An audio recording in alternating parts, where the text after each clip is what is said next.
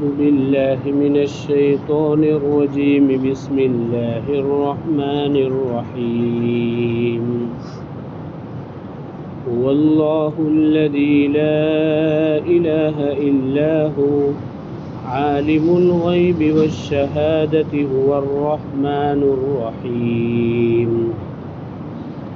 هو الله الذي لا إله إلا هو الملك القدوس السلام المؤمن المهيمن العزيز الجبار المتكبر سبحان الله عما يشركون هو الله الخالق البارئ المصور له الأسماء الحسنى يسبح له ما في السماوات والأرض وهو العزیز الحکیم۔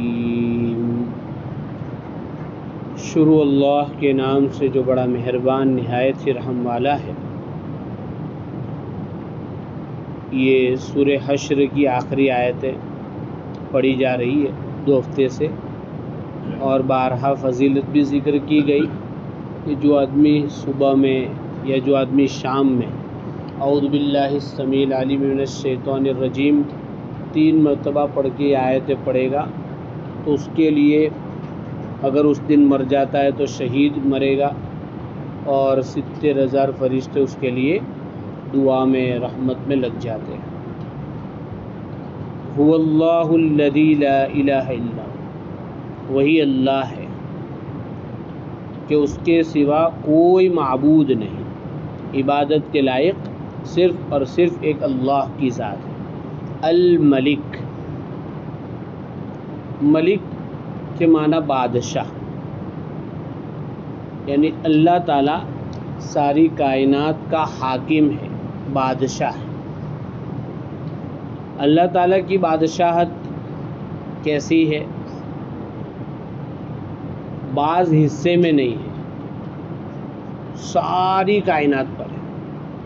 جتنے حصے دنیا کے دکھ رہے اس پر بھی، اور جتنے نہیں دکھ رہے ہیں اس پر بھی، ساری کائنات پر اس کی حکومت ہے، اور اس کی بادشاہت کسی کی دی ہوئی نہیں ہے۔ جب دی ہوئی ہوتی ہے تو مدد کی ضرورت پڑتی ہے، فوج کی ضرورت پڑتی ہے، ہتھیاروں کی ضرورت پڑتی ہے۔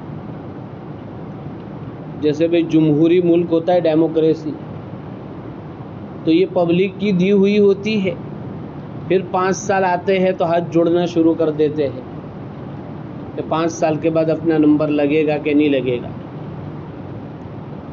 اللہ تعالیٰ کی بادشاہت ہمیشہ سے ہے،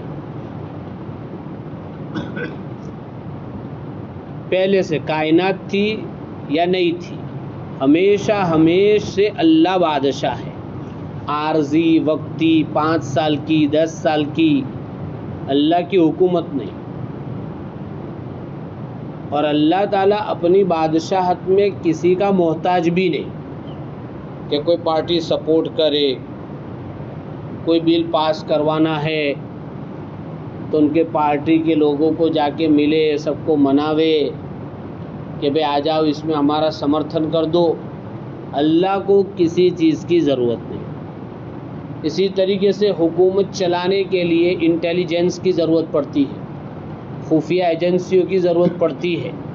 اللہ تعالیٰ کسی خفیہ ایجنسی کا محتاج نہیں، اس کا اپنا علم خود ہی اتنا پاورفل ہے کہ وہ ساری چیزوں کو کنٹرول کر لیتا ہے۔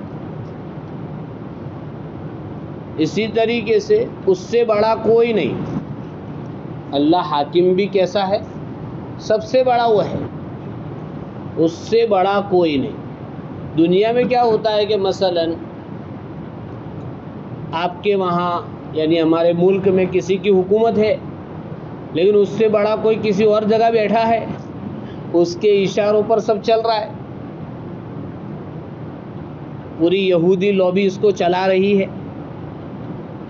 تو یہ کٹ پتلی جیسے ہے، پارٹی کوئی بیٹھی ہے، پیچھے سے چلانے والا کوئی اور ہے۔ لیکن اللہ تبارک و تعالیٰ اتنا بڑا ہے کہ اس کے اوپر کوئی بڑا ہے ہی نہیں۔ ایسی اللہ کی بادشاہت ہے. اور ذرے ذرے پر اس کی حکومت ہے، ایک ایک چیز پر. ہمارے بھارت میں کچھ صوبوں میں ان کی ہے، کچھ صوبوں میں ان کی ہے، کچھ صوبوں میں کسی اور کی ہے. ایسا نہیں، ایک اللہ کی ہر جگہ حکومت ہے.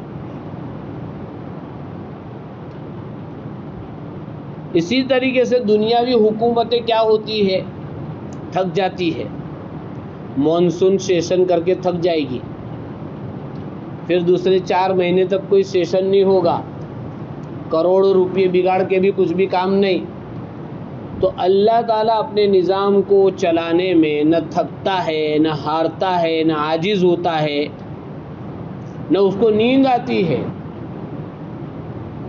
تو اس کی حکومت اس رعب و دبدبے سے پورے کمال کے ساتھ چل رہی ہے. اور ساری مخلوق کے لیے قاعدے بھی وہ اکیلا خود بناتا ہے.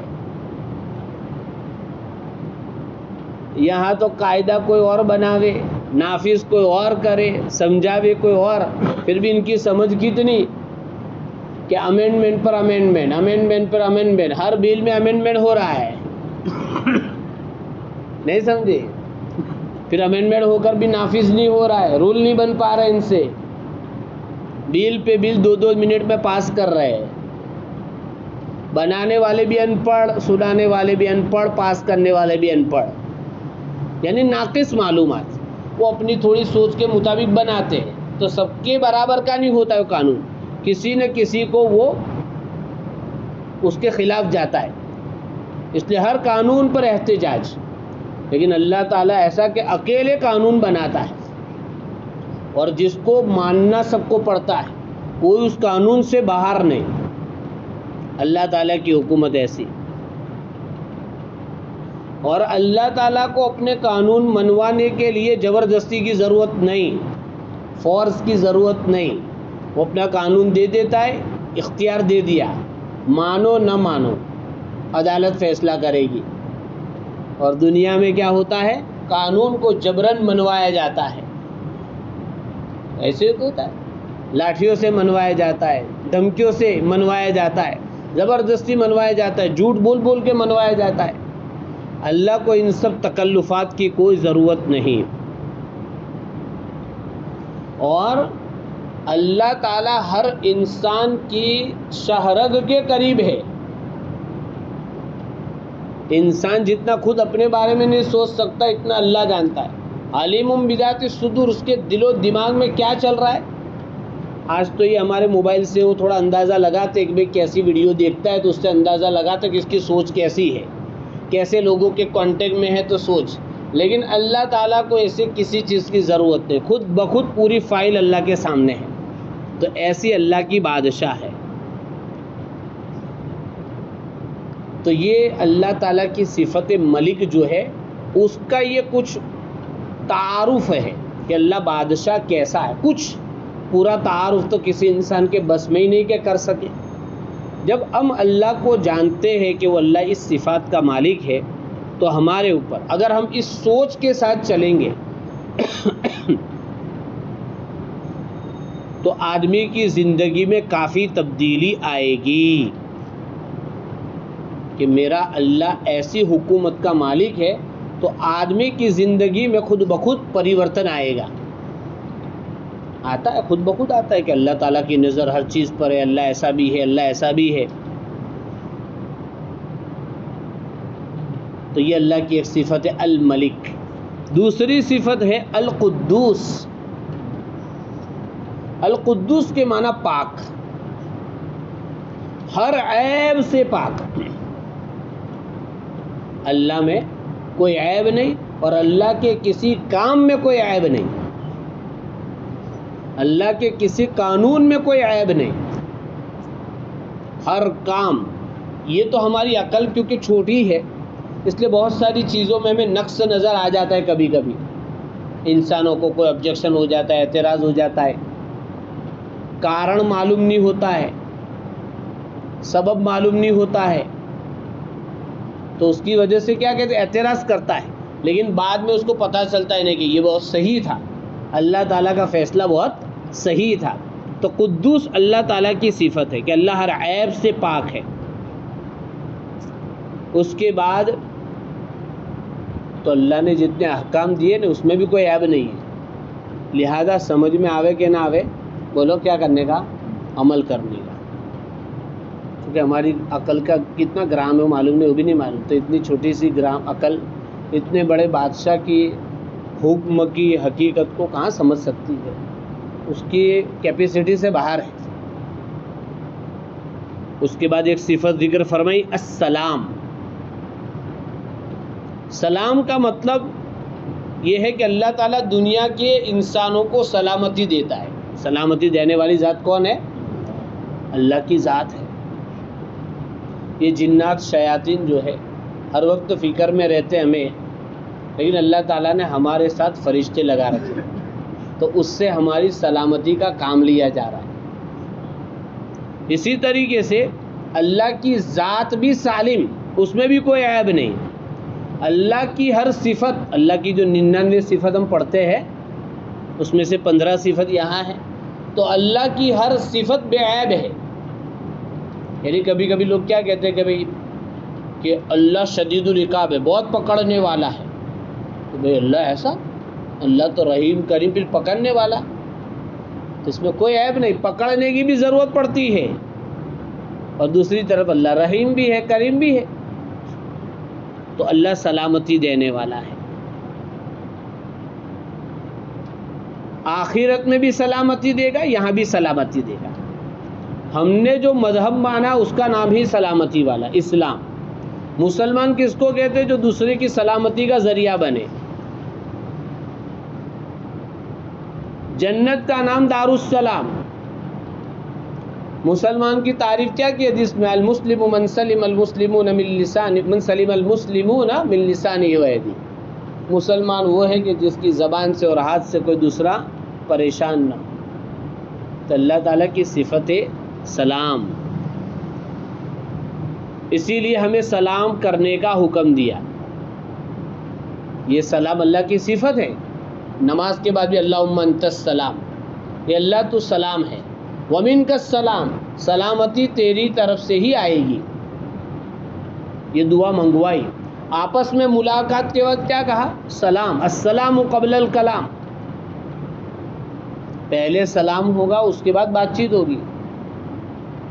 فرشتے، قرآن میں فرشتوں کے واقعات ہے کہ فرشتے ابراہیم علیہ السلام کے پاس آئے، فرشتے لوط علیہ السلام کے پاس آئے، فرشتوں نے پہلے سلام کیا۔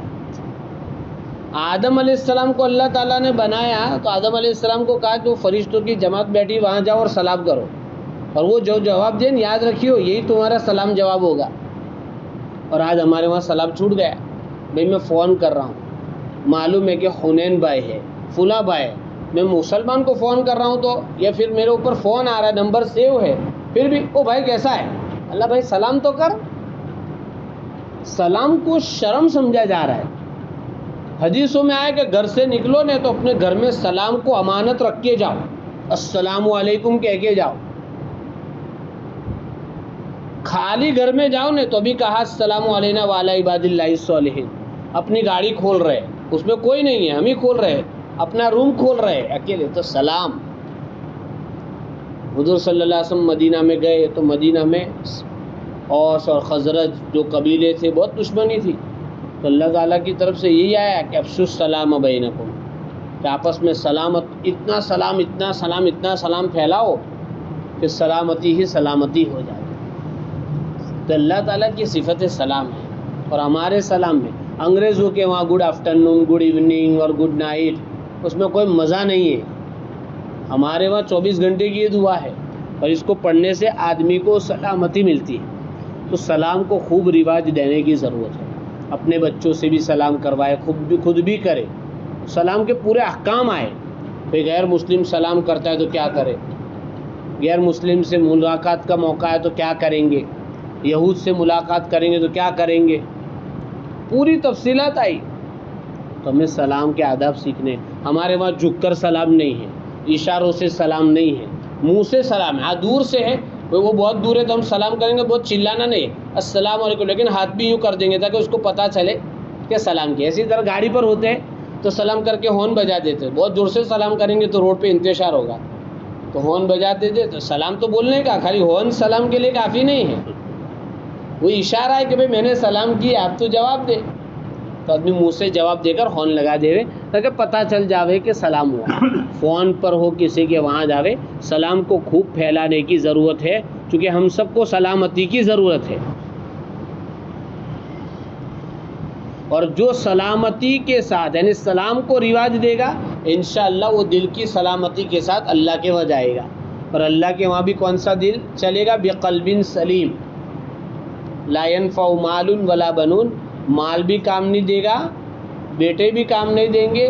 سلیم دل جو ہوگا، پاک صاف دل ہوگا، وہ اللہ کے وہاں کام دے گا. اس کے بعد ہے المؤمن. اللہ کی ایک صفت ہے المؤمن. ہمارا بھی نام ہے مؤمن اور اللہ کا بھی نام ہے مؤمن، لیکن فرق ہے. اللہ کے مومن ہونے کا مطلب ہے کہ وہ امن دینے والا ہے. کیا دینے والا ہے؟ وَآمَنَهُم مِّنْ خَوْفٍ، کہ خوف سے امن دینے والی ذات کس کی ہے؟ آج ہر جگہ خوف ہے اور ڈر ڈر ڈر ڈر ڈر بٹھایا جا رہا ہے پوری طاقت کے ساتھ. تو امن کہاں ملے گا؟ اللہ کی ذات سے. اللہ کی ذات مؤمن ہے تو اس سے امن لینے کی ضرورت ہے. اس نے اپنی مخلوق کو ہر قسم کے خوف سے امن دے رکھا ہے. جو لوگ نیک ہوں گے ان کو قیامت کے دن کے ڈر سے امن دے دے گا وہ.